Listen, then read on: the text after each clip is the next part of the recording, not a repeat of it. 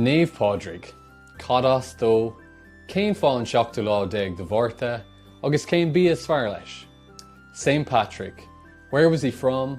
Why the 17th of March? And what was his favourite food? Tá lá éile Pádraig buailte linn agus mar sin tá trán a gceist réite gom díobh. St. Patrick's Day is just upon us, and because of that, I've prepared a quiz for you. Tá mé chun an ceist a rá ósord in Gaeilge agus an sin Méarla. I'm going to say the question out loud in Irish and then in English.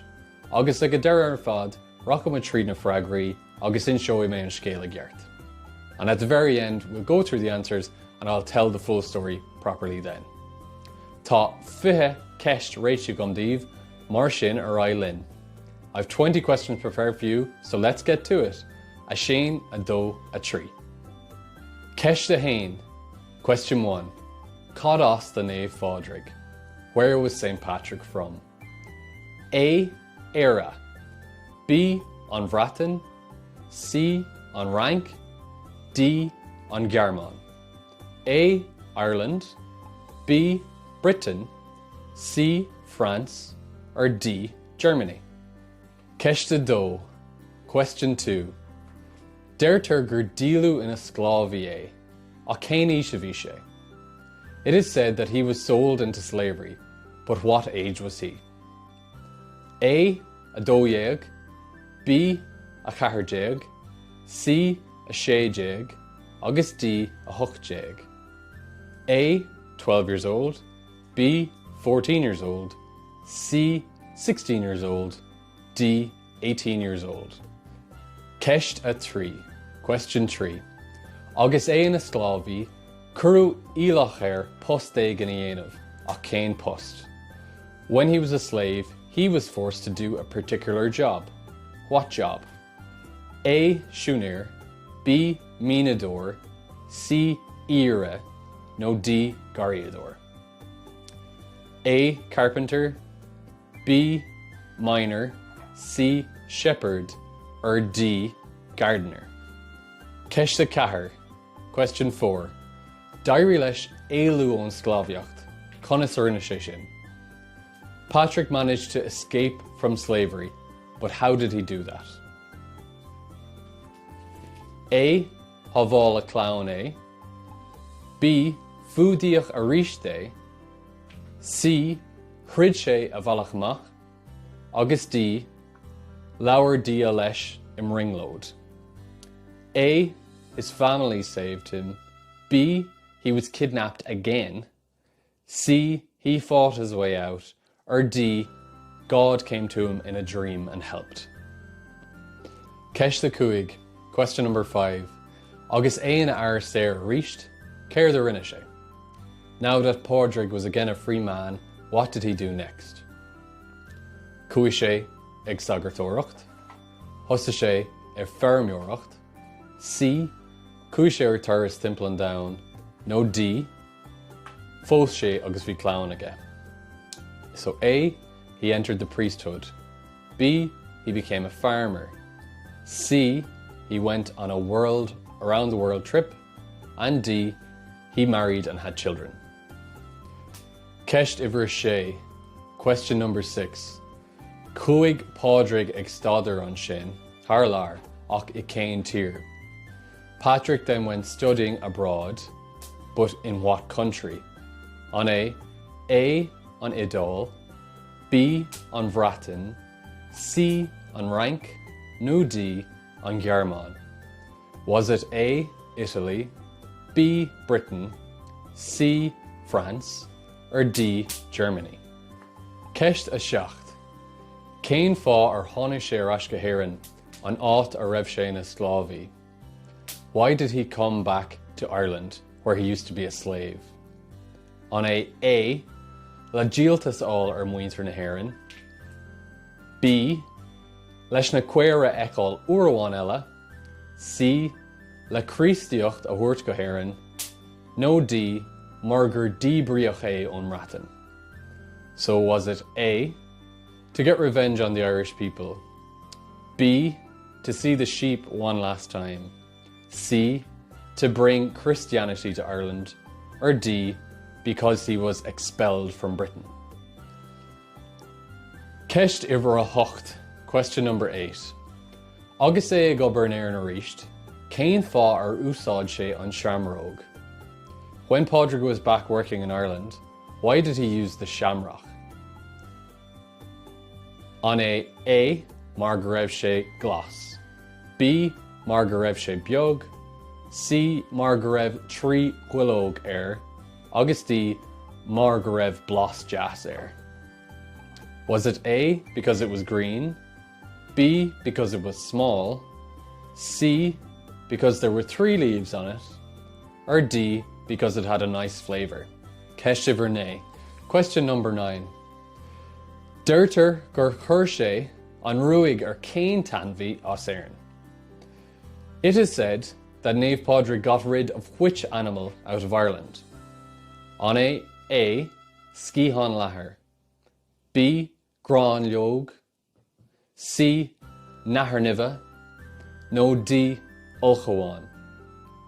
Was it A. the bat, B. the hedgehog, C. the snake, or D. the owl? Ceist uimhir de.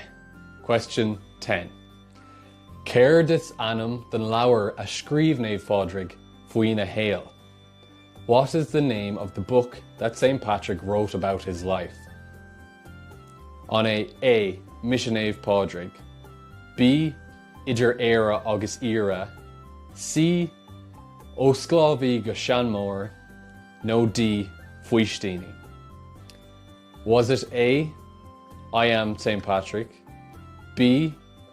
Between Ireland and Shepherd, C. From Slave to Sermon, or D. Confessions? Ceist uimhir a hain déag. Question number 11. Cén fá a dhéanamid ceiliúradh ar láithre le Padraig ar an 17 de Mhárta? Why do we celebrate St. Patrick's Day on the 17th of March? An é brethláth Naomh Padraig, B. an lá a díliú na sclávaí é, C. an lá a fuair sé bás, no D. an lá a thosa sé ag cuairt an chríostaíocht go hÉireann? Was it A. his birthday, B. the day he was sold into slavery, C. the day he died, or D. the day he started bringing Christianity to Ireland? Ceist a dóideag. Question 12. Cén conte a deirtear a cuireadh Naomh Padraig? In which county is St. Patrick supposed to be buried? An A. An Doon, B. Loch Gorman, C. Ballyaclia, no D. Galway. Is it A. Down, B. Wexford, C. Dublin, or D. Galway? Ceist uimhir a trí déag. Question number 13. Cén cathair a raibh an céad mórthúil de láithre le Padraig? In which city was the first parade for St. Patrick's Day? A. Kilkennig, B. Nua-Amhrach, C. Ballyaclia, no D. Dura. Was it A. Kilkenny, B. New York, C. Dublin, or D. Derry? Ceist uimhir chathair déag. Question 14. Cén áit a raibh an céad mhórthúil in Éireann? Where was the first Patrick's Day parade in Ireland? An é Port Loriga, B. Ballyaclia, C. Galway, no D. Kirky. Was it A. Waterford, B. Dublin, C. Galway, or D. Cork? Ceist uimhir a cúig déag. Question number 15. Cén áit ar dón a means a mórthúil is mó gach bliain de láithre le Padraig? Which place in the world holds the biggest parade for St. Patrick's Day every year? An é Nua-Amhrach, Tokyo, London, no Beijing? Is it A. New York, B. Tokyo, C. London, or D. Beijing? Ceist uimhir sé déag. Question number 16. Tá lá saor ag daoine in Éireann do láithre le Padraig, ach cén áit eile a bhfuil lá saor acu? People in Ireland have a day off on St. Patrick's Day, but in what other place do they also get a day off? On A. Montserrat, B. Hawaii, C. Moscow, or D. Rio de Janeiro? Is it A. Montserrat, B. Hawaii, C. Moscow, or D. Rio de Janeiro? Ceist Ivra Shock Dag. Question 17. Cén Cahar Dón a Currency Doglas Eran Aon, the law Eila Fodrig. In what world city do they paint the river green for St. Patrick's Day? On A. Chicago, B. Sydney, C. Belfast, no D. Nua Aurach. Is it A. Chicago, B. Sydney, C. Belfast, or D. New York? Ceist Ivra Hocht Jag. Question number 18. Gach blin tugan Taoiseach na hÉireann Balla Shamróga go Uachtarán Éigean a cén ceann. Every year, the Taoiseach of Ireland gives a bowl of shamrock to some president, but which president? On A. Uachtarán na hÉireann, B. Uachtarán an Aontas Eorpaig, C. Uachtarán na Breataine, D. Uachtarán na Stát Aontaithe. Is it A. the President of Ireland, B. the President of the EU, C. the President of the UK, or D. the President of the United States? Ceist Ivra Né Déag. Question number 19. Tá factus glasú damhanda ag turasóireacht éireann ar lára Éila Fodrig, a céir é sin. Every St. Patrick's Day, Tourism Ireland run a World Greening campaign, but what is that? A. Ag cur críonse timpeall an Down. B. Ag cur dá glas ar Irganamh timpeall an Down. C. Ag cur glas in Aunacha timpeall an Down. No D. Ag tuairt airgid de turasóirí na teacht go hÉireann. Is it A. sowing trees all over the world, B. putting green colouring on buildings all over the world, C. putting green colouring in rivers all over the world, or D.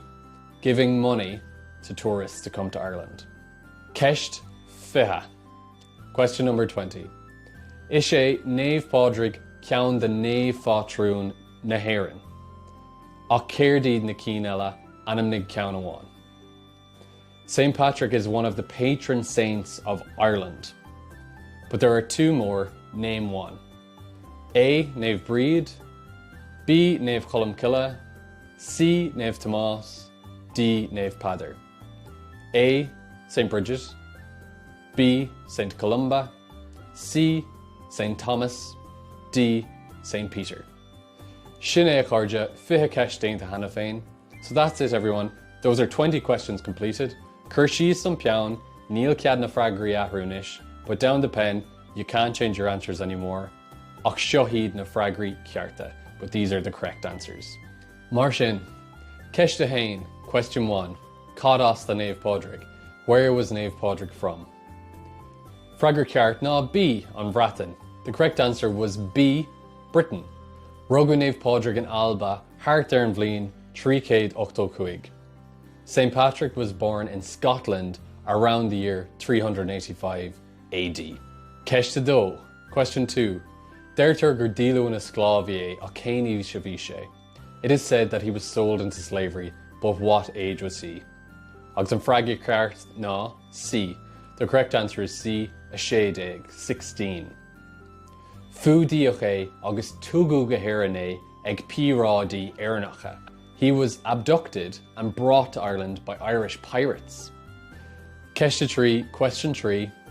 Agus é na sclaviaí curú ílach ar rud éigin a dhéanamh. He was forced to do a certain job when he was a slave. Agus an freagra ceart ná C, Ira. And the correct answer is C, a shepherd. Bhí ar súla cumad ar anmhithe cosúla cuireadh agus é an muith sna sléibhte. He had to keep an eye on animals such as sheep up in the mountains. Ceist a chathair. Question 4. D'éirí leis éilú an sclaviacht ach conas rinne sé sin. He managed to escape slavery, but how did he do that? Agus an freagra ceart ná D. Cabhair dia leis im ringlód. The correct answer was D. God came to him and helped him in a dream. Deirtear gur inis dia dó, greibh bád ag fannacht ag a gcósta agus gur éile sé mar sin. It is said that God told him that a boat was waiting for him at the coast, and that's how he got away. Ceiste Cúig, question 5. Agus é na ar séir ríist gur rinne sé, what did he do that he was now a free man? Agus an freagar ceart ná A. The correct answer was A. Cúig sé in a sagar tóracht. He went into the priesthood. Agus ríist deirtear gur dia a dúirt leis é sin dhéanamh, and it is again said that God told him that he should become a priest. Ceiste bhar sé. Cúig Padraig ag stádar an sin, ach a céin tír. Patrick then went studying, but in what country? Agus an freagar ceart ná C, an rank. The correct answer was C, France. Tá tafa denta go raibh sé ach séir, gard de Páras an rank, hart mlín Carricade Truchahain. It is recorded that St. Patrick was studying in Auxerre near Paris, France in the year 431. Ceiste bhar seacht, cén fór tháinig sé ar ais go hÉireann? Question 7, why did he come back to Ireland? Freagar ceart ná C. C was the correct answer. Tháinig sé ar ais leis an Chríostaíocht a thuair go hÉireann. He came back to give Christianity to Ireland. Agus tháinig sé ar ais hart an bliain Carricade Truchatree, and he came back to Ireland around the year 433. Ceiste bhar hocht, question 8. Cén fór úsáid sé an shamróg agus é gobar? Why did he use the shamrock when he was working? Agus an fá ná C. Tá trí huilóg air. The reason is answer C. There are 3 leaves on it. D'úsáid sé seo leis an trinód néfa a bhíniú sin credh Christi, and he used this to explain the Holy Trinity, which is a Christian belief. Deirtear gur chuir sé an ruig ar anmhí éigean ón tír seo. It is said that he chased away a certain animal from this country. Agus an freagar ceart ná C. Correct answer is C. Nathair niva, snakes. Sinna dearan daoine ach tá cuma ar gur maithrééis sin agus inionad fáil réile Nathair niva fuair sé ré leis na págáin ag Éireann. So that's what people say, but it appears now that he didn't get rid of the snakes, he actually got rid of pagans, known as snakes, from Ireland. Ceiste de, question 10. Céir is an don leabhar a scríobh sé faoin na héal? What is the name of the book that St. Patrick wrote about his life? Agus an freagar ceart ná D. Fuistíní. The correct answer is D. Confessions. Agus sin an áit aimmuid an cuid is mó den ólas atá gcuin ar Naomh Padraig. And that's where we get most of the information we have now about St. Patrick. Ceiste bhar hainge, question number 11. Cén fá a dhéanamid ceiliúradh ar lá éile Fádraig ar an 7 déag de Bhórta? Why do we celebrate St. Patrick's Day on the 17th of March? Agus a freagar ceart ná C, and the correct answer is C. An lá fuair sé bás, the day he died. Tá sé ceapaí bása all ar an 7 déag Bhórta imlíonn Carricade Seasca Hain. He was supposed to have died on the 17th of March in the year 461. Ceiste dóiag. Question 12. Cén áit a curú curp Naomh Padraig? Where is St. Patrick supposed to have been buried? Agus an freagar ceart ná A, an dún. The correct answer is A, down. Tá sé ceapaí a bheith san ardaglis I Nún Padraig. He's supposed to be in the cathedral, Down Cathedral, in Downpatrick. Ceiste trídeag, question 13. Cén áit a raibh an céad mórsúil den Naomh Padraig? Where was the first St. Patrick's Day parade held? Freagar ceart ná B. The correct answer is B, Nua Aurach, New York, Savlín, Míle Seachcéad Seascadó, in the year 1762. Agus mar gheall ar na inimircigh éireannacha a tháinig go dtí na státainta ag an am sin. And that's because of the huge population of immigrants that went to New York, particularly at that time. Ceiste Cahardé, question 14. Cén áit in Éireann a raibh an céad mhórthaoil? Where was the first parade held in Ireland? Agus an freagra ná A. The answer is A, Port Loriga, Waterford, in 1903, in 1903. So níos mó ná 150 bliain tar éis an ceann in Uairach. So nearly 150 years after the first parade was held in New York. Ceiste Cuaigde, question 15. Cáimíonn an mórthaoil is mú gach bliain. Where is the largest parade held each year? Agus an freagra ná a ríist A, Nua Aurach. And the answer is again A, New York. Tug an breis céad is a chuig míle duine ag Mórthíol gach bliain. Over 150,000 people come and attend that parade each year. Ceist sé déag, tá lá séir ag daoine in Éireann ach a céin tír eile. People in Ireland get a day off for St. Patrick's Day, but in what other country do they also get a day off? Agus an freagra ná A. The answer is A, Montserrat. Agus an fáin ná gur chur Cromwell golóir Éireannig ag an Uileán sin sa 17 sin ná thosaigh sé. And the reason is that Cromwell sent a lot of Irish people to that small island in the 17th century, and it started there. Ceist 17, cén cathair ar dón a currency dá glas ar an what city in the world do they put a green colour on the river each year? Freagra A, Chicago. The answer is A, Chicago. Agus tá idis an dá sin faoi rún, ach deirtear gur glasra bhunaithe atá sé. And the recipe for that green dye is actually a well-kept secret, but they say it's vegetable-based. Ceist bhar thuchtaigh, question 18. Gach bliain tugann Taoiseach na hÉireann, bail le seamróga de duine chéint, cé. Every year, the Taoiseach of Ireland gives a bowl of shamrock to someone. Who is it? Sé D, Uachtarán na Stát Aontaithe. The answer is D, the President of the United States. Agus tá an nóise nán ó 1952, and that tradition is in place since 1952. Ceist 19, céir d'esprí le glasú domhanda. Question 19, what is global greening? Agus an freagra ná B, the answer is B, a chur dá glas ar organamh agus áiteanna eile, putting a green colour on buildings and other famous places. Current siad ar an Eiffel Tower A, Sydney Opera House, fiú na asnacha Niagara. They put it on the Eiffel Tower, Sydney Opera House, even Niagara Falls. Agus ceist 20 and ceist éireannach. Question 20, the last question. Cé hiad na néamh-fátrún eile atá ag Éireann? Who are the other patron saints of Ireland, along with St. Patrick? Agus dá ragra ceart, the two correct answers are A, agus B, A and B. Sin Nave Breed, St. Bridget, nu Nave Columcilla, or St. Columba. Féach sna picturí a lug le chéile, Corgus fear riamh. Look them here in the picture together, best friends ever. Agus sin é úmse arís a cairde, and that's all for me from now. Tá súla gom gur hatan an trán a gceist live de láile podrig. I really hope that you enjoyed our St. Patrick's Day quiz. Tá achhaníosa chuirsíos mar atá gcónaí, script agus below gaibre. There are resources in the description below, as there is on every video, the spoken script and a worksheet. Tá fís an nua á chur amach agam gach seachtain, lean an canéil onas go bhain tú iad. I'm putting out a new video each week. Be sure to follow the channel so you see them. Ach go dtí an céad ceann eile, lá éile fádrig faoi bhaise dit. But until the next time, happy St. Patrick's Day to you. A Shane, a doe, a tree.